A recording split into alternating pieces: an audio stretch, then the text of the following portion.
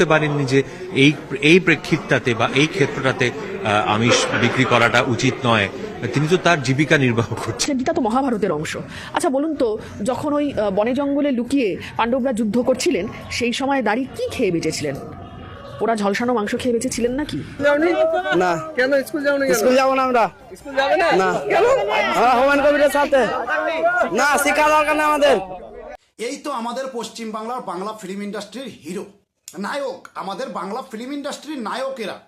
আর এরা সবসময় হিন্দুদের বিরুদ্ধে কথা বলে, সবসময় হিন্দু ধর্মের বিপরীতে কথা বলবে। আমি একটা কথা বলতে চাই বাংলা ফিল্ম ইন্ডাস্ট্রির সমস্ত হিরোকে, ভাই সাউথকে দেখে শেখো, পবন কল্যাণকে দেখে শেখো, আল্লু অর্জুনকে দেখে শেখো, রবি কিষানকে দেখে শেখো, পবন সিংকে দেখে শেখো, দীনেশলাল যাদবকে দেখে শেখো, যে সনাতন ধর্মের পাশে কিভাবে দাঁড়াতে হয়, ভারতবর্ষের সংস্কৃতিকে কিভাবে মানতে হয়, সেটা একবার শেখো এদের কাছ থেকে। বাংলা ফিল্ম ইন্ডাস্ট্রির প্রত্যেকটা নায়ককে আমি বলছি।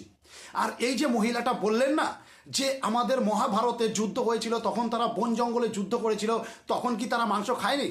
আমাদের হিন্দু হয়ে আমাদের মহাভারতকে অপমান করছে, আমাদের হিন্দু হয়ে রামায়ণকে অপমান করছে, তবুও কেউ কিছু বলছে না, কেউ কিচ্ছু বলছে না। আচ্ছা, আমি এই মহিলাকে একটা প্রশ্ন করতে চাই, আপনার দম আছে কোরআনকে নিয়ে কোনো কথা বলার? কোরআনকে নিয়ে একটা কথা বলে দেখান, একটা, জাস্ট একটা।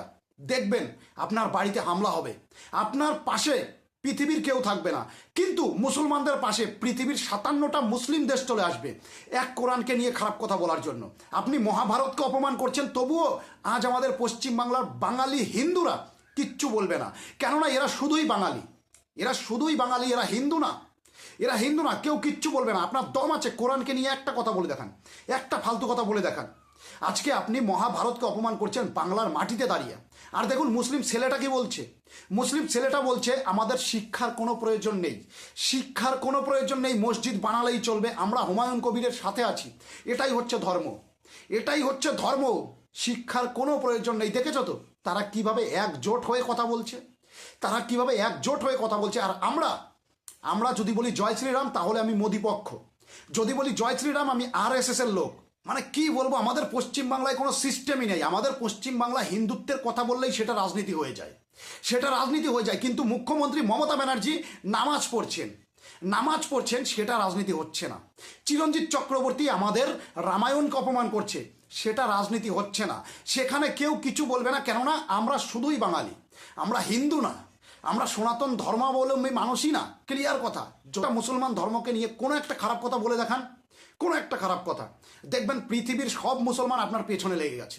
পৃথিবীর সব মুসলমান, ওরা রাজনীতি দেখে না, কে টিএমসি করলো, কে বিজেপি করলো, কে CPIM করলো, কে কংগ্রেস করলো, ওরা রাজনীতি দেখে না, ওরা ধর্ম দেখে। কিন্তু আমাদের হিন্দুরা সব জায়গায় রাজনীতি দেখে, সব জায়গায় রাজনীতি দেখে।